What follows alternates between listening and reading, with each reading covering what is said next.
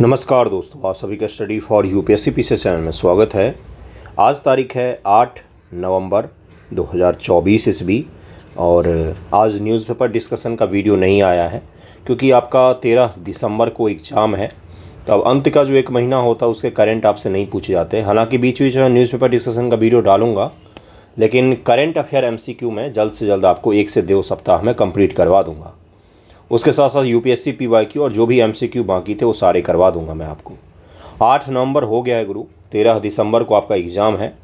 मानकर चलिए 95% 99% चांस है कि 13 दिसंबर को ही होगा आपका पीटी।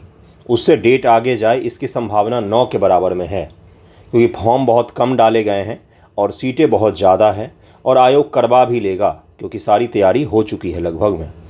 तो 13 दिसंबर को एग्ज़ाम है, तो कृपया करके अब समय है ही नहीं, बिल्कुल भी समय नहीं है। 1 महीने 4 दिन आपके पास में बचे हुए हैं मात्र। 8 तारीख हो ही गया है, 12 तारीख को आप सेंटर के आसपास पहुंच जाएंगे, 13 को तो आपका एग्ज़ाम ही रहेगा। इसलिए थोड़ा सा अच्छे से पढ़ लीजिएगा। अब समय नहीं है बिल्कुल भी। जो पढ़ा है उसको रिवाइज कर लीजिएगा। आज हम लोग करंट के एमसीक्यू करेंगे, जो न्यूज़पेपर डिस्कशन का एमसीक्यू कर रहे हैं।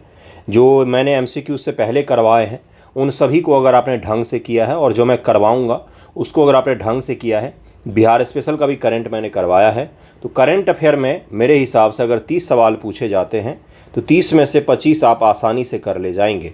कठिन सवाल पूछे जाएं या फिर नॉर्मल सवाल पूछे जाएं, एकमात्र सोर्स भी रखेंगे एमसीक्यू का ये, तो भी आपके लिए आसान हो जाएगा चीज़ें। इसलिए अच्छे से रिवाइज कर लीजिएगा। न्यूज़पेपर में जितने टॉपिक होते हैं उन सभी के एमसीक्यू लगभग मैंने करवाए हैं।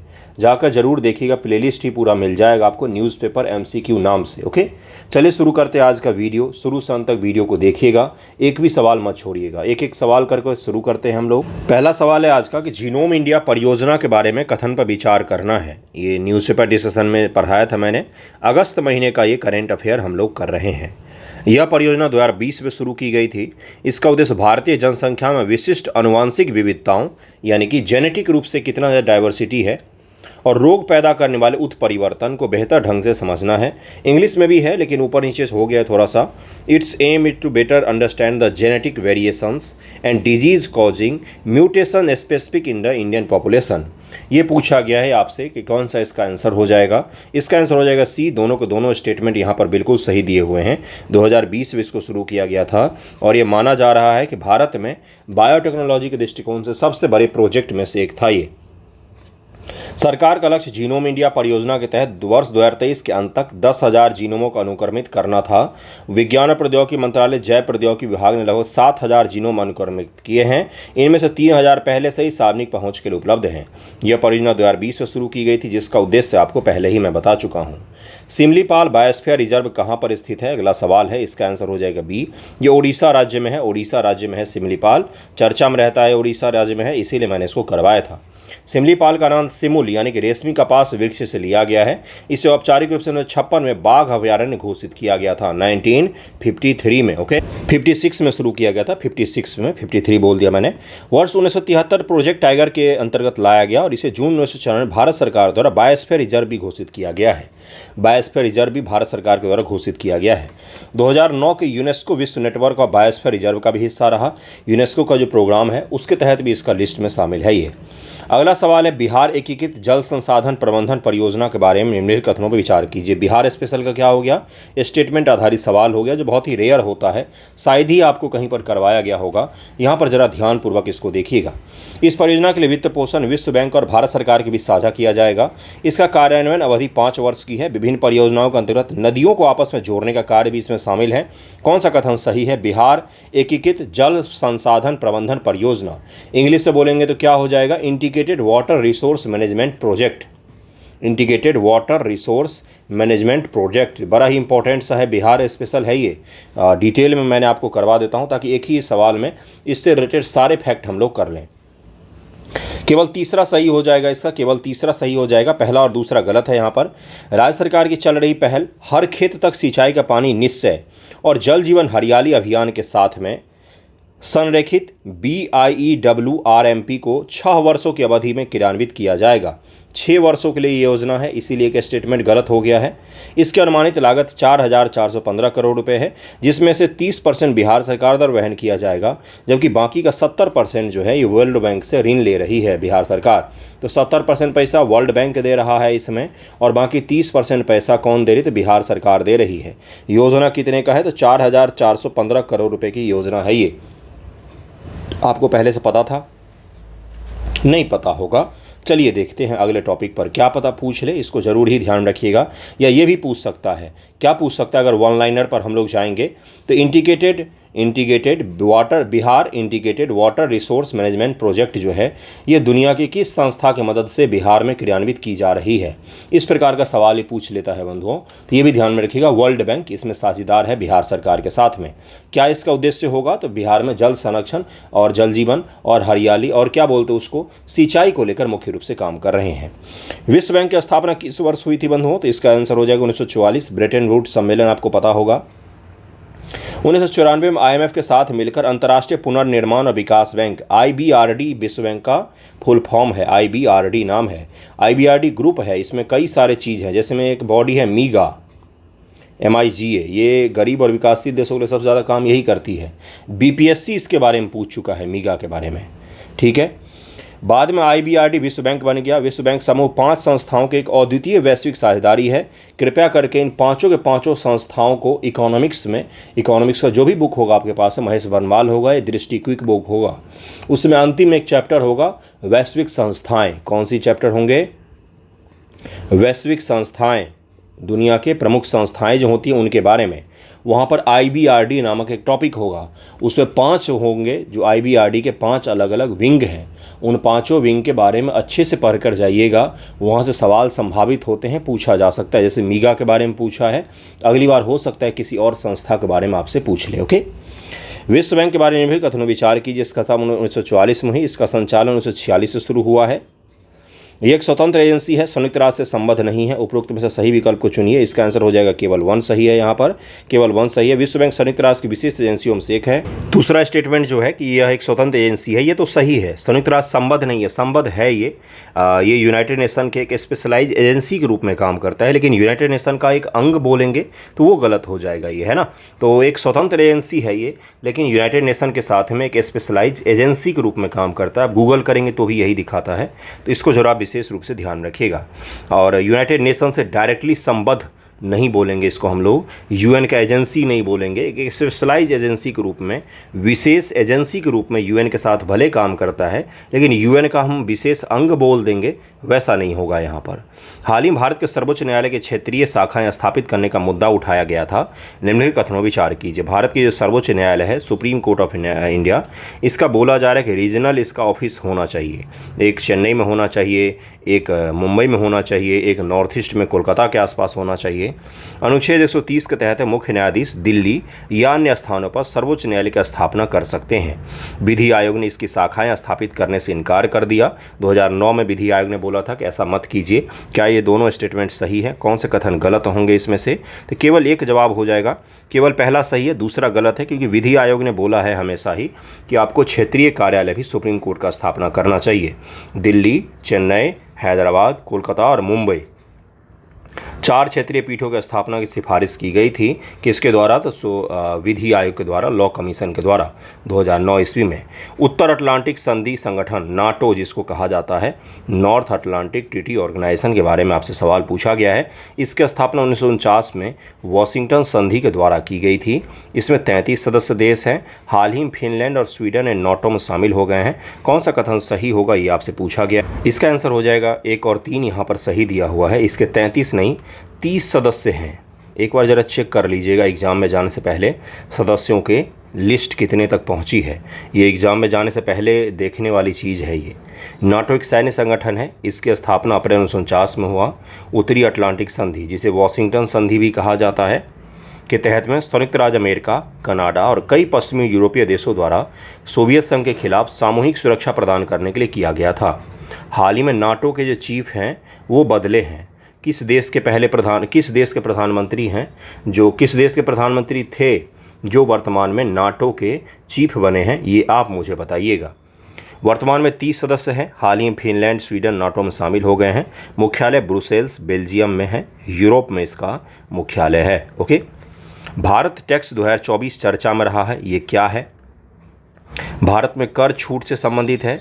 वैश्विक कपड़ा मेगा इवेंट है ये। सूती वस्त्र उत्पादन को बढ़ावा देने के लिए आंध्र प्रदेश द्वारा आयोजित किया जा रहा है। कौन सा इसका आंसर हो जाएगा? तो वैश्विक कपड़ा का मेगा इवेंट है, जिसको कहा जाता है भारत टेक्स्ट हो जाएगा, टेक्सटाइल वाला हो जाएगा। Bharat textile mega event, global mega event है ये, जिसको क्या नाम दिया गया था? तो भारत टैक्स है 2024। टैक्स का मतलब टैक्स वाला नहीं है, टेक्सटाइल वाला है ये ज़रूर ध्यान रखिएगा, ज़रूर ही ध्यान रखिएगा। भारत टैक्स 2024 एक वैश्विक टेक्सटाइल मेगा इवेंट है, जिसका आयोजन 11 टेक्सटाइल एक्सपोर्टर प्रमोशन काउंसिल एवं संघ द्वारा किया जा रहा है। इसे टेक्सटाइल मंत्रालय का समर्थन प्राप्त है। 26-29 फरवरी 2024 तक नई दिल्ली में आयोजित किया जाएगा, ही किया गया है मतलब। अगला है 5F विजन, खबरों में था, यह किससे संबंधित है? तो 5F विजन ये खबरों में था हाल ही में, ये किससे संबंधित है मुझे बताइए। उर्वरक उत्पादन, वस्त्र उत्पादन, प्लास्टिक प्रदूषण कम करें, इनमें से कोई सा भी नहीं। तो इसका आंसर हो जाएगा वस्त्र उत्पादन से संबंधित था ये। 5F विजन, खेत से फाइबर, फैक्ट्री से फैशन और फिर विदेश तक, यही इसका विजन था, जिसके कारण से 5F कहा जाता है। यानी कि जो खेत में उत्पादन होगा वहाँ से फैक्ट्री तक और उसके पश्चात विदेश तक कपड़े का आयात करना है, हमें निर्यात करना है, इसी को लेकर चर्चा में था। अगला सवाल है गर्भनी GA2, ये मैंने आपको पढ़ाया था। गर्भनी GA2 चर्चा में है, ये क्या है? तो इसका आंसर हो जाएगा भ्रूण की आयु मापने के लिए इसको बनाया गया है।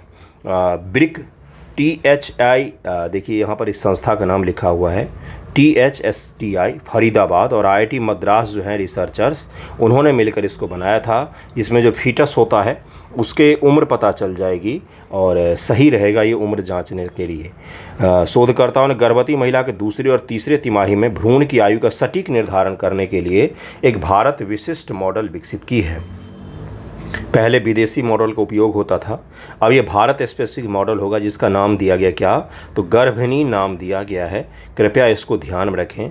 गर्भनी GA2 इसका नाम है। देश से बनाया गया है IIT मद्रास। और कौन सा इंस्टीट्यूट? तो ब्रिक THSTI फरीदाबाद, ये एक इंस्टीट्यूट है फरीदाबाद में, दिल्ली NCR में, उन दोनों ने मिलकर बनाया है इसको, कृपया ध्यान में रखें। नवविकसित दूसरी व तीसरी तिमाही के लिए गर्भधारण हेतु तैयार किया गया फॉर्मूला गर्भनी GA2 भारतीय जनसंख्या के लिए भ्रूण की आयु का सटीक अनुमान लगाता है, जिससे त्रुटि लगभग 3 गुना कम हो जाती है। गर्भनी GA2 इसका नाम है। चालुक्यों के बारे में निम्नलिखित कथनों विचार कीजिए।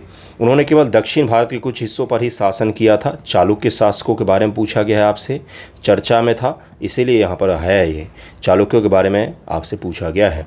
प्रारंभिक चालुक्य की कल्याणी से थे, कल्याणी जगह है, वहाँ से थे प्रारंभिक चालुक्य। पुलकेशिन द्वितीय चालुक्यों का सबसे महान शासक था। पुलकेशिन द्वितीय ने किसको हराया था? तो हर्षवर्धन को हराया था पुलकेशिन द्वितीय ने। तो कौन सा कथन सही हो जाएगा उपयुक्त में से? तो इसका आंसर हो जाएगा C, केवल तीसरा यहाँ पर सही है, बाकी दोनों गलत है। चालुक्यों ने 6वीं शताब्दी से 12वीं शताब्दी के बीच दक्षिण और मध्य भारत के कुछ हिस्सों पर शासन किया।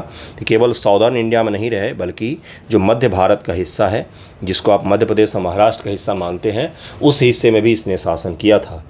बादामी का चालुक्य 6वीं 7वीं 8वीं मध्य से शासन किया और 642 में अपने महानतम राजा पुलकेशिन द्वितीय की मृत्यु के बाद उसका पतन हो गया। अलग अलग चालुक्य थे, पूर्वी चालुक्य थे, बादामी के चालुक्य थे। पुलकेशिन द्वितीय की मृत्यु के बाद पूर्वी दक्कन में उभरा और इसकी राजधानी वेंगी थी। पूर्वी चालुक्य की राजधानी वेंगी थी, ये भी ध्यान रखना है आपको। उन्होंने 11वीं शताब्दी तक शासन किया है। पश्चिमी चालुक्य जो थे बादामी चालुक्यों के वंशज थे, वे 10वीं शताब्दी के अंत में उभरे और कल्याणी से शासन किया। कल्याणी से शासन किया इन्होंने। भारत का मैप बनाइए। पश्चिमी चालुक्य, पूर्वी चालुक्य, ये अलग अलग चालुक्य शासक हैं जिन्होंने राज किया भारत में काफ़ी लंबे समय तक। सबसे प्रतापी शासक कौन किसको माना जाता है? तो पुलकेशिन द्वितीय को माना जाता है, जिसने हर्षवर्धन को हराया था। हर्षवर्धन को दक्षिण भारत में विस्तार करने से किसने रोका था? तो पुलकेशिन ने रोका था। ओके, अट्टुकल पोंगला महोत्सव मनाया जाता है किस राज्य में? अट्टुकल पोंगला महोत्सव किस राज्य में मनाया जाता है बंधुओं? तो ये केरल राज्य में मनाया जाता है, अपने देश के केरल राज्य में मनाया जाता है। पोंगला अट्टुकल भगवती मंदिर केरल का एक 10 दिवसीय त्यौहार है। यह उत्सव कप्पू केट्टू समारोह के दौरान देवी की कहानी कन्नकी चरितम के संगीतमय प्रस्तुतिकरण के साथ में शुरू होता है। ओके, तो इसका नाम क्या था? इसका नाम क्या था इस त्यौहार का? इसका नाम है अट्टुकल पोंगला। अट्टुकल पोंगला किस राज्य में मनाया जाता है? तो केरल में। हाल ही में प्रधानमंत्री ने भारत के सबसे लंबे केबल पुल सुदर्शन सेतु का उद्घाटन किया। ये कहाँ पर स्थित है बंधुओं? तो ये गुजरात में स्थित है। सुदर्शन सेतु खबरों में था, याद कीजिए, मैंने आपको करवाया भी था, तो इसका आंसर हो जाएगा सी। हाल ही में GIDH खबरों में था, यह क्या है? तो WHO ने इसको लॉन्च किया था। क्या है ये? तो देखिए पहले का आंसर क्या हो जाएगा? इसका आंसर हो जाएगा बी। डिजिटल स्वास्थ्य पर वैश्विक पहल है, जिसका नाम क्या दिया गया है? जिसका नाम इंग्लिश में देखिए तो आपको ज़्यादा अच्छे से ध्यान रहेगा, क्योंकि वैश्विक पहल है ये। Global initiative on digital health, वैश्विक जो एक तरीके से इनिशिएटिव लिया जा रहा है डिजिटल हेल्थ को लेकर, global initiative on digital health, ये किसका है? तो WHO का है। ये भी ध्यान रखना है आपको, वर्ल्ड हेल्थ ऑर्गेनाइजेशन का है, वर्ल्ड हेल्थ ऑर्गेनाइजेशन का है। कृपया इसको ज़रूर ही ध्यान रखें। विश्व स्वास्थ्य संगठन ने डिजिटल स्वास्थ्य पर वैश्विक पहल शुरू की, जो देशों के बीच ज्ञान और डिजिटल उत्पादों को साझा करने के लिए एक मंच है, जिसका नाम दिया गया GIDH, global initiative on digital health. ये किसका है? हेल्थ है, तो WHO का होगा। संयुक्त राष्ट्र से भारत का प्रतिनिधि कौन? ये उस समय का सवाल है, कई बार क्या होता है प्रतिनिधि हमारे चेंज हो जाते हैं। हालांकि कौन है? तो अरिंदम बागची हैं, इनका नाम जरूर ध्यान रखिएगा। पहले ये क्या थे? तो विदेश मंत्रालय के पहले प्रवक्ता थे ये, आपने देखा होगा, प्रवक्ता के रूप में अरिंदम बागची थे। उससे पहले रवीश कुमार थे प्रवक्ता विदेश मंत्रालय के। पत्रकार रवीश कुमार अलग हैं, विदेश मंत्रालय का प्रवक्ता रवीश कुमार जी अलग थे। अरिंदम बागची थे इससे पहले। अभी ये UN में भारत को रिप्रेजेंट कर रहे हैं। कौन सा स्थान भगवान बुद्ध के पवित्र अवशेषों संबंधित नहीं है, ये पूछा गया है आपसे? मगध, वैशाली और पावा, तो इनमें से कोई नहीं इसका आंसर हो जाएगा। बौद्ध मान्यताओं के अनुसार 80 वर्ष की आयु में बुद्ध को उत्तर प्रदेश के कुशीनगर जिले मोक्ष की प्राप्ति हुई थी। कुशीनगर के मल्लों ने एक सार्वभौमिक राजा के अनुरूप समारोह के साथ उनके शरीर का अंतिम संस्कार किया था। अंतिम संस्कार की चिता से उनके अवशेषों को एकत्र किया गया, उनको 8 भागों में बांटा गया था। इसे मगध के आजाद शत्रु, वैशाली के लिच्छवी, कपिलवस्तु के शाक्य, कुशीनगर के मल्ल, अलकप के बुली, पावा के मल्ल और रामगाम के कोलिये, वेशाद्वीप के एक ब्राह्मण के बीच में वितरित किया गया था। बुद्ध भगवान से जुड़े हुए टॉपिक चर्चा में थे, इसीलिए मैंने आपको करवाया था। और मंगोलिया भेजा गया था बुद्ध के पवित्र अवशेष को। हाल ही मंगोलिया भगवान बुद्ध के अवशेषों के कारण चर्चा में था। निम्नलिखित कथनों विचार कीजिए। इसीलिए बुद्ध भगवान से जुड़ा हुआ ये सवाल मैंने आपको दिया था। बुद्धिज्म और जैनिज्म, जो एंशिएंट हिस्ट्री के मैंने इंपॉर्टेंट टॉपिक करवाए हैं, ये नेसेसरी हैं, गारंटेड टॉपिक होता है, गारंटी है, पूछा ही जाएगा। लिख के रख लीजिए, पूछा ही जाएगा।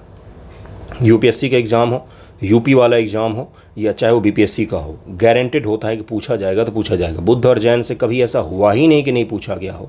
बुद्ध, जैन और हड़प्पा, ये 3 ऐसे हैं जहाँ से गारंटेड होता है। एक और इसमें जोड़ लीजिए, मौर्य।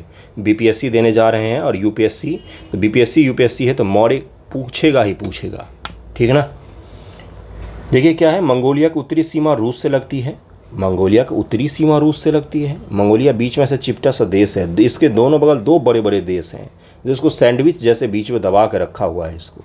इसकी पश्चिमी सीमा कजाकिस्तान से लगती है। इसकी सीमा पश्चिमी सीमा कजाकिस्तान से लगती है कि यहाँ पर छोटी सी। इसकी पूर्वी सीमा कोरियाई प्रायद्वीप को थोड़ा सा छूती है। क्या ये सही है? केवल 1 सही हो जाएगा बंधुओं, दूसरा तीसरा बिल्कुल गलत है। इसकी सीमा बाकी किसी से नहीं लगती, रूस चीन से लगती है और दोनों को लपेट रखा है, दोनों ने भी इसको बीच में दबा रखा है। इसकी राजधानी क्या है? उलन बटोर, ये भी ध्यान रखिएगा। मंगोलिया के लोग फिल्म बहुत अच्छा बनाते हैं, शानदार मूवी बनाते हैं। मंगोलिया में भारतीय फिल्म भी बहुत मशहूर हैं और वहाँ के लोग जो होते हैं बाय बॉर्न वो मार्शल कम्युनिटी के होते हैं, यानी कि लड़ाका होते हैं। आपने सुना होगा चंगेज़ खां का नाम, तो वहीं से आया था वो। चंगेज़ खां, खैर खां लगा हुआ है तो मुस्लिम नहीं था वो। मुस्लिमों का सबसे बड़ा दुश्मन आज तक कोई हुआ तो वही था वो। उसने पूरे पूरे इस्लामिक साम्राज्य को ध्वस्त कर दिया था, नेस्ते नाबूद कर देता था जहाँ भी जाता था। खैर चलिए यहाँ पर आ जाते हैं। अनुच्छेद 142 चर्चा में है या किससे संबंधित है? मुख्य न्यायाधीश का काम कानूनी मामलों में राष्ट्रपति को सलाह देना है। 142 आपने सुना है क्या? रील वगैरह में भी देखा है क्या कि जज साहब बोलते हैं इसको 142 देंगे हम? कुछ सुना है आपने? चलिए देखिए अगला क्या है। मुख्य न्यायाधीश को सर्वोच्च न्यायालय का स्थान बदलने का अधिकार, पूर्ण न्याय करने के लिए आदेश देने की सर्वोच्च न्यायालय की शक्ति, इनमें से कोई नहीं। इसको बोला जाता है कंप्लीट जस्टिस, यानी कि 142। जैसे कोई बच्चा, आपने कोरोना के दौरान देखा होगा, कई सारे बच्चों को फीस नहीं देने के कारण स्कूल से निकाल दिया गया था। तो जब वो केस गया कोर्ट में, तो कोर्ट ने बोला 142 देंगे, यानी कि पूर्ण न्याय देंगे, किसी बच्चे को फीस के कारण स्कूल से नहीं निकाला जा सकता है। तो कंप्लीट जस्टिस की अवधारणा जो आती है वो 142 से आती है। 142 सुप्रीम कोर्ट और हाई कोर्ट को बहुत पावरफुल बना देती है, ये बहुत ही ज़्यादा पावरफुल बना देती है। इसके तहत सुप्रीम कोर्ट और हाई कोर्ट कोई भी फैसला सुना सकते हैं पूर्ण न्याय को लेकर।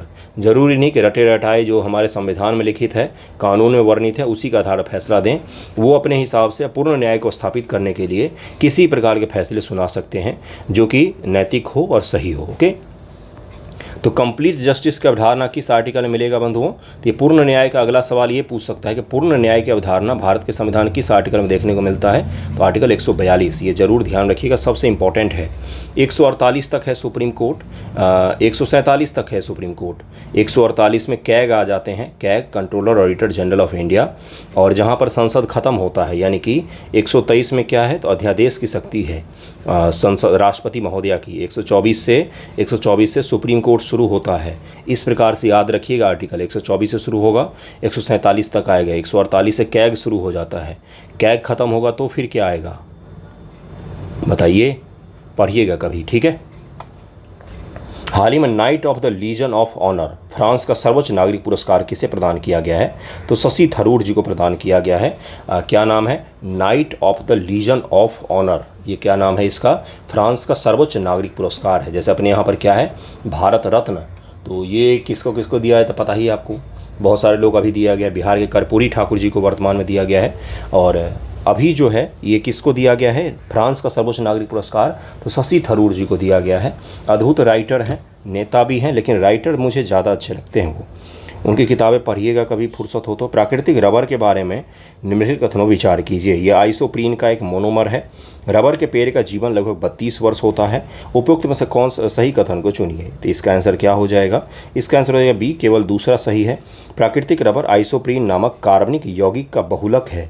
रबर एक सशक्त लोचदार ठोस पदार्थ होता है जो अनेक उष्णकटिबंधीय वृक्ष के लेटेक्स से प्राप्त होता है, जिनमें हैविया ब्रासियेंसा सबसे महत्वपूर्ण है। बागानों में रबर के पेड़ों का आर्थिक जीवन काल लगभग 32 वर्ष का होता है। प्राकृतिक रबर की बात कर रहे हैं हम लोग। जैसे भारत में अगर रबर की खेती करनी हो तो कहाँ पर हो सकता है बंधुओं? तो उष्णकटिबंधीय वृक्ष आपको कहाँ पर दिखता है? नॉर्थ ईस्ट में दिखता है। ये सवाल पूछा जा सकता है आपसे। उसके अलावा आपको केरल राज्य जो है, दक्षिण के नीलगिरी के आसपास का, और केरल राज्य जो है और अंडमान निकोबार है, यहाँ पर रबर की खेती हो सकती है, क्योंकि यहीं पर उष्णकटिबंधीय आपको वर्षा वन या फिर अत्यधिक उष्ण वाले वन आपको यहीं पर देखने को मिलते हैं। अगला सवाल है, रबर उत्पादन भारत का स्थान क्या है बंधुओं? भारत का तीसरा स्थान है रबर उत्पादन में, भारत का तीसरा स्थान है। मॉडल द्विपक्षीय निवेश संधि किस वर्ष अपनाई गई थी? क्या नाम है इसका? क्या नाम है इसका? देखिए इसका इंग्लिश में क्या बोलेंगे? Model bilateral investment treaty was adopted in which year? ये पूछा गया है आपसे। तो इसका आंसर हो जाएगा 2016 में अपनाई गई थी। 20 का आंसर हो जाएगा। हाल ही में कौन से देश शेंगेन जोन में शामिल हुआ है? शेंगेन जोन में शामिल हुआ है, तो इसका आंसर क्या हो जाएगा? डी, उपरोक्त सभी, यानी कि कोसोवो, बुल्गारिया, रोमानिया, ये तीनों ही शेंगेन जोन में शामिल हुए हैं। शेंगेन समझौता 1985 में यूरोपीय आर्थिक समुदाय के 5 सदस्य देश बेल्जियम, फ्रांस, जर्मनी, लग्जमबर्ग और नीदरलैंड द्वारा हस्ताक्षरित एक संधि है। इस समझौते का उद्देश्य यूरोप में एक सीमा मुक्त क्षेत्र बनाना है जो लोगों, वस्तुओं, सेवाओं और पूंजी की मुक्त आवाजाही की अनुमति देता है। इसे शेंगेन क्षेत्र कहा जाता है, जहां आंतरिक सीमा जांच काफ़ी हद तक समाप्त कर दी जाती है। इसी जोन में 3 और देश शामिल हो गए जिनका नाम क्या है? कोसोवो, बुल्गारिया और रोमानिया। ये तीनों देश हैं जो शेंगेन जोन में शामिल हुए हैं। कृपया इनका नाम विशेष रूप से ध्यान में रखें। कौन सा देश यूक्रेन के साथ सीमा साझा नहीं करता है? यूक्रेन तो रोज़ ही चर्चा में रहता है, जरा इसका उत्तर बताइएगा बिना आंसर देखे, बिना चोरी किए। बेलारूस, रोमानिया, मालडोवा और सर्बिया। तो इसका आंसर हो जाएगा सर्बिया। सर्बिया रूस से सीमा साझा नहीं करता है। मालदोवा आपको यहाँ पर दिखेगा, ये यूक्रेन है तो यहाँ पर आपको मालडोवा दिखेगा। तो इस प्रकार से, और बेलारूस आपको यहाँ पर दिखेगा। यूक्रेन की सीमाएं उत्तर, दक्षिण, पूर्व, पश्चिम जितने देश हैं, कौन से सागर से लगती है? काला सागर से, अजोब सागर से, वो सब भी विशेष रूप से ध्यान रखिएगा, क्योंकि ये सबसे इंपॉर्टेंट टॉपिक में से एक होगा आपके पीटी एग्जामिनेशन के लिए। हाल ही में इसरो का GSLV F-14 INSAT 3DS mission चर्चा में था। यह किससे संबंधित है? तो इसका आंसर हो जाएगा मौसम पूर्वानुमान और आपदा चेतावनी के लिए इसरो ने इसको लॉन्च किया था।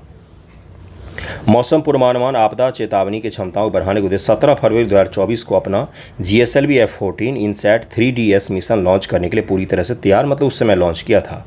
कौन सा अनुच्छेद धन विधेयक की परिभाषा से संबंधित है?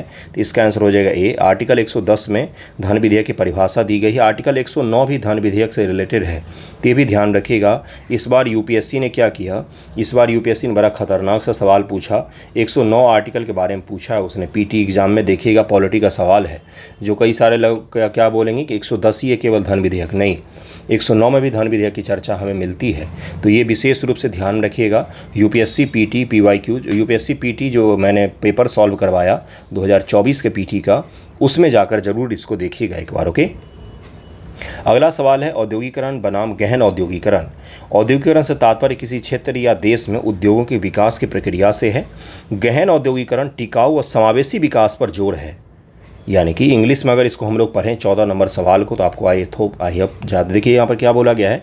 Industrialisation refer to the process of developing industries in a region और country. Deep industrialisation emphasis sustainable and inclusive growth. Deep industrialisation का मतलब होता है सस्टेनेबल और इंक्लूसिव ग्रोथ होता है। Deep industrialisation work without advance technology. जो गहन औद्योगिकरण होता है वो उन्नत प्रौद्योगिकी के बिना काम करता है। कौन सा कथन सही है? उद्योग धंधों से जुड़ा हुआ सवाल पीटी एग्जामिनेशन में एक पूछा जाता है 69 और 68 के ट्रेंड के अकॉर्डिंग। ओके, तो इसका आंसर क्या हो जाएगा बंधुओं?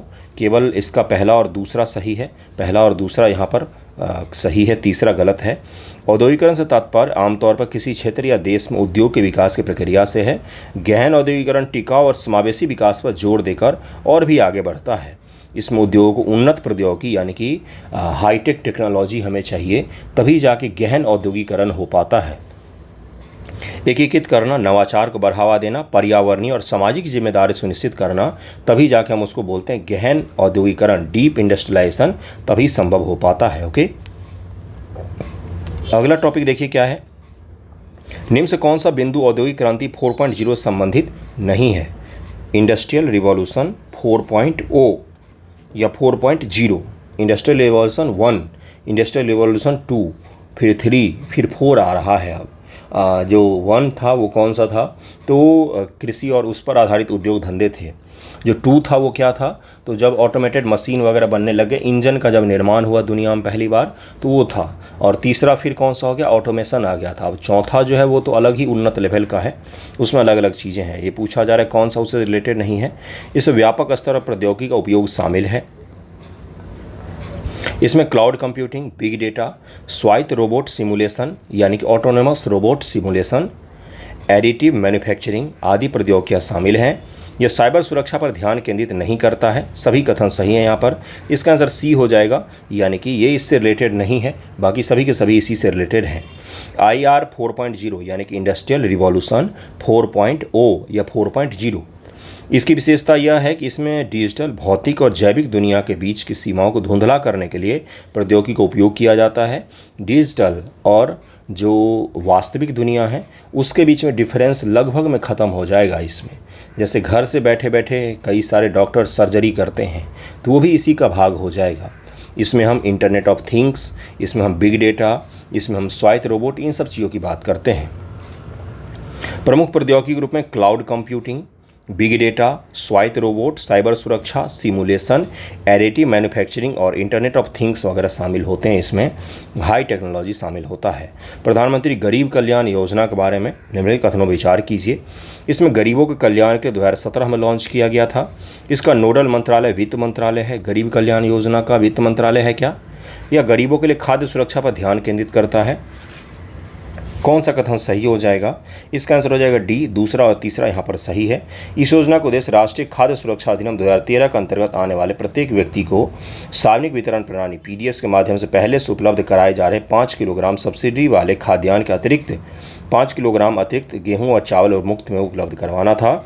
और ये कोरोना के दौरान प्रधानमंत्री जी ने भाषण दिया था और उसी के दौरान जब हमें महसूस हुआ कि हमें लोगों को क्या करना चाहिए, अन्न देना चाहिए, नहीं तो नहीं बच पाएंगे, तब हमने 88 करोड़ लोगों को अभी देश में हम मुफ्त में अनाज बांटते हैं। दुनिया की 5वीं बड़ी इकॉनमी है हम। 80 करोड़ राशन कार्ड धारक शामिल हैं। बाद में इसे सितंबर 2022 तक बढ़ा दिया गया। अब इसको 2026 तक के लिए बढ़ा दिया गया है। अब ये कंटिन्यूस बढ़ता ही रहेगा। केंद्रीय उपभोक्ता संरक्षण प्राधिकरण लागू हुआ था। कब लागू हुआ था भाई? इसका आंसर हो जाएगा सी, 2020 में। उपभोक्ता संरक्षण अधिनियम 2019 के तहत में स्थापित CCPA उपभोक्ताओं के अधिकार की सुरक्षा और बचाव करता है तथा उपभोक्ता अधिकारों के प्रभावी प्रवर्तन और संवर्धन के लिए दिशा निर्देश जारी करता है। इसको 2020 में लागू किया गया था। हाल ही में चाबहार बंदरगाह खबरों में था। इसके बारे में निम्नलिखित कथनों विचार कीजिए। ये दक्षिण पूर्वी ईरान में होर्मुज जलडमरू मध्य के बीच में स्थित है। यहाँ पर ईरान है, यहाँ पर होर्मुज जलडमरू मध्य है, यहाँ पर ओमान की खाड़ी है, यहाँ पर है चाबहार। ये पूछा जा रहा है। ये ईरान का दूसरा सबसे महत्वपूर्ण बंदरगाह है। कौन सा गलत हो जाएगा? तो दोनों के दोनों से यहाँ पर सही है, सारे के सारे सही हैं, इसलिए कोई भी गलत नहीं है। ये हाल ही में सिनाई प्रायद्वीप चर्चा में था। यह किससे संबंधित है ये पूछा जा रहा है आपसे। सिनाई प्रायद्वीप के बारे में पूछा जा रहा है। यह मिस्र से संबंधित है। सिनाई प्रायद्वीप मिस्र में स्थित है। मिस्र में स्थित है। इसका आंसर सी हो जाएगा। निम्न से कौन सा बिंदु बिहार के सरकार के 7 निश्चय से संबंधित नहीं है ये पूछा जा रहा है। सशक्त महिला, सक्षम महिला, हर खेत तक सिंचाई का पानी, ग्रामीण क्षेत्रों में शिक्षा का विस्तार, ये 7 निश्चय में शामिल नहीं है। स्वच्छ शहर, विकसित शहर, ये भी है इसमें। कौन कौन से 7 देखिए जरा। युवा शक्ति, बिहार की प्रगति, सशक्त महिला, सक्षम महिला, हर खेत तक सिंचाई का पानी, स्वच्छ गांव, समृद्ध गांव, स्वच्छ शहर, विकसित शहर, आसान कनेक्टिविटी, ये 7 के 7 हैं। और 7वां है अतिरिक्त स्वास्थ्य सुविधाएं। इन 7 को ध्यान रखिएगा, रट लीजिएगा। 7 निश्चय से एक सवाल पूछा जाता है। 69 में भी पूछा गया था, 68 में भी पूछा गया था, 67 में भी पूछा गया था, 66 में भी पूछा गया था, इसलिए ध्यान रखिएगा इसको। 70 में शायद नहीं पूछा गया था, आई थिंक 70 में नहीं पूछा गया था, बाकी सब में 69 में नहीं पूछा गया था, बाकी सब में पूछा गया है। एक बार देखिएगा जरा। हाल ही में चुनावी बॉन्ड योजना जो चर्चा में था, यह योजना शुरू की गई थी कब? चुनावी बॉन्ड जिस पर रोक लगा दिया गया, जो चर्चा में था। अब बताइए कब शुरू किया गया था? तो 2018 में इसको शुरू किया गया था। अरुण जेटली जी का था ये, अरुण जेटली जी की द्वारा शुरू किया गया ये योजना था। 2018 में शुरू की योजना राजनीतिक दलों को गुमनाम धन मुहैया करवाती थी, जिस पर सुप्रीम कोर्ट ने रोक लगा दिया। चुनावी बॉन्ड निम्नलिखित द्वारा जारी किए जाते हैं। तो ये भारतीय स्टेट बैंक के द्वारा जारी किया जाता था चुनावी बॉन्ड। इसका आंसर बी हो जाएगा। ये 1000, 10,000, 1 लाख और 10 लाख और 1 करोड़ रुपए के विभिन्न मूल्य वर्ग में बेचा जाता था, जो आप स्टेट बैंक के चुनिंदा ब्रांच से जाकर ले सकते थे विशिष्ट समय में। अपने ग्राहकों को जाने KYC के अनुरूप खाते के माध्यम से चुनावी बॉन्ड खरीद सकते हैं। बाद में धनराशि को राजनीतिक दलों को हस्तांतरित कर सकते हैं। आप चुनावी बॉन्ड खरीद लिया आपने, इतना बड़ा बॉन्ड होता है, इस पर लिखा हुआ 1 करोड़ रुपया। जैसे आपने 1 करोड़ क्या कर रहे हैं, तो लालू जी की पार्टी को आप पैसा देने जा रहे हैं, मान लीजिए RJD के लिए, तो उस पर RJD होगा, RJD के लिए देने जा रहे हैं, 1 करोड़ होगा और आप ले जाकर उस पार्टी के ऑफिस में दे दीजिए। उनको फिर क्या हो जाएगा, पैसा मिल जाएगा। वो अपने बैंक अकाउंट में डाल देंगे इसको और उनको 1 करोड़ रुपये आपके बैंक अकाउंट से हस्तांतरित कर दिया जाएगा। हाल ही में स्मार्ट ग्राम पंचायत के डिजिटलीकरण की दिशा में क्रांति परियोजना का उद्घाटन किया गया। कहाँ पर किया गया है ये? तो 23 का आंसर क्या हो जाएगा? सी, बिहार में किया गया है। ये परियोजना बिहार के बेगूसराय जिले के पपरौर ग्राम के पंचायत में शुरू किया गया था। इस परियोजना का उद्देश्य PM वाणी, प्रधानमंत्री वाईफाई एक्सेस नेटवर्क इंटरफेस सेवा को बेगूसराय के ग्राम पंचायतों तक विस्तारित करना है, जो ग्रामीण कनेक्टिविटी में एक आदर्श बदलाव को चिन्हित करेगा। पपरौरा गांव के कोई देख रहे हैं तो कृपया करके बताएं कि इंटरनेट से देख रहे हैं कि आपके गांव में वाईफाई चल रहा है सरकारी। इसका आंसर हो जाएगा सी। बेगूसराय वाले तो ज़रूर ही बताएं। PM वाणी हाल ही में चर्चा में था। इसे कब लॉन्च किया गया था? तो 2020 में शुरू किया गया था। प्रधानमंत्री योजना है, वाईफाई हॉट स्पॉट बनाया जाएगा देश भर में। जैसे एक समय था जब पटना में सबसे बड़ा, एशिया का सबसे बड़ा वाईफाई हॉट स्पॉट कहाँ पर था? तो पटना में था। वर्तमान में है कि नहीं, चल रहा है कि नहीं, मुझे नहीं पता, लेकिन बड़ा बदनाम भी हो गया था। उलूल जुलूल चीज़ें लोग देखते थे उस पर। लेकिन प्रधानमंत्री वाणी योजना का फुल फॉर्म क्या है? प्रधानमंत्री वाईफाई एक्सेस नेटवर्क इंटरफेस। इसके तहत देश में जगह जगह पर वाईफाई हॉट स्पॉट बनाना था, फ्री में वाईफाई उपलब्ध कराने के लिए लोगों को। अगर ये वाकई उपलब्ध करवा देंगे तो किसी का भला हो ना हो, बच्चों का ज़रूर हो जाएगा भला, क्योंकि पढ़ने के लिए उनको सस्ता नेट मिल जाएगा तो वो दुनिया में कुछ भी कर सकते हैं। जब वो पूरे इंटरनेट की एक्सेसिबिलिटी मुफ्त में और हाई स्पीड इंटरनेट मिल जाए तो जो अच्छा सीखने वाले होंगे वो बहुत कुछ सीख लेंगे। बाकी जो उनको बुरा चीज़ देखना होगा वो तो देखेंगे ही, फिर तो उनकी बर्बादी तय ही होती है। उनको फिर कोई बचा नहीं पाता है। इसका आंसर सी हो जाएगा। 2020 में शुरू किया गया था। DOT यानी कि डिपार्टमेंट ऑफ टेलीकॉम के द्वारा शुरू किया गया था। पूरे देश से विशेष रूप से ग्रामीण क्षेत्रों में एक मजबूत डिजिटल बुनियादी ढांचे की स्थापना के लिए सार्वजनिक वाईफाई हॉटस्पॉट की पहुंच को बढ़ाने के लिए इस योजना को शुरू किया गया था। योजना तो बहुत अच्छी थी, लेकिन इम्प्लीमेंटेशन अपने देश में होता ही नहीं है। इम्प्लीमेंट कर देते तो अभी आपके पास ये रहता। ये 2020 में शुरू किया गया था ना, 2024 भी चल रहा है ये, है ना। आप ही को बताता हूँ मैं, आपके घर पर भी नल लगा के गया होगा, हर घर नल योजना। उस नल से कितना पानी भरते हैं आप ही मुझे बता दीजिएगा। तो भ्रष्टाचार ही इतना है देश में कि कोई भी अच्छी से अच्छी योजना का भी बंटाधार हो जाता है। तो वही है, वाईफाई कहाँ लगा होगा, तो किसी के बैंक अकाउंट में होगा वाईफाई। राष्ट्रीय ग्राम स्वराज अभियान के बारे में निम्नलिखित कथनों पर विचार कीजिए। इसे 2019 में लॉन्च किया गया था। इसका संबंधित मंत्रालय पंचायती राज मंत्रालय है। ग्राम स्वराज से एक सवाल BPSC PT में पिछली बार शायद पूछा गया है। देखिएगा एक बार कौन सा कथन सही हो जाएगा इसका। तो इसका आंसर हो जाएगा B, यानी कि केवल दूसरा यहाँ पर सही है। RGHS पंचायती राज मंत्रालय की एक योजना है। राष्ट्रीय ग्राम स्वराज क्या है, तो राष्ट्रीय ग्राम स्वराज अभियान, जिसे 2018 में लॉन्च किया गया था। कब लॉन्च किया गया, 2018 में। बाद में इसे नया रूप दिया गया। पंचायती राज संस्थानों के निर्वाचन प्रतिनिधियों के क्षमता निर्माण के लिए RGS के केंद्र पायित योजना को 22-23 से 25-26 तक कार्यान्वयन के लिए मंजूरी दी गई है। अगला और आज का अंतिम सवाल है कि हाल ही वेनेजुएला खबरों में था, यह किससे संबंधित है, तो ये कहाँ पर है वेनेजुएला, तो ये लैटिन अमेरिकी देश है। 26 का आंसर क्या हो जाएगा, लैटिन अमेरिका का देश है वेनेजुएला। इसकी राजधानी कहाँ है, कराकस। दुनिया का सबसे ऊंचा जलप्रपात यहीं पर है, उसका नाम आप मुझे बताइएगा। ये देश अल्ट्रा हाई इन्फ्लेशन से जूझ रहा है। यहाँ पर ट्रकों में पैसा लेकर जाते हैं लोग और झोले में शॉपिंग करके आते हैं। पैसे की कोई वैल्यू है ही नहीं, है ना। ये आज का अंतिम सवाल था। 35-36 मिनट का वीडियो हुआ है। आई होप आपको पसंद आया हो। पसंद आया तो शेयर कर दीजिएगा। इससे पहले के भी वीडियो देखिएगा। थैंक यू सो मच आप सभी का वीडियो देखने के लिए।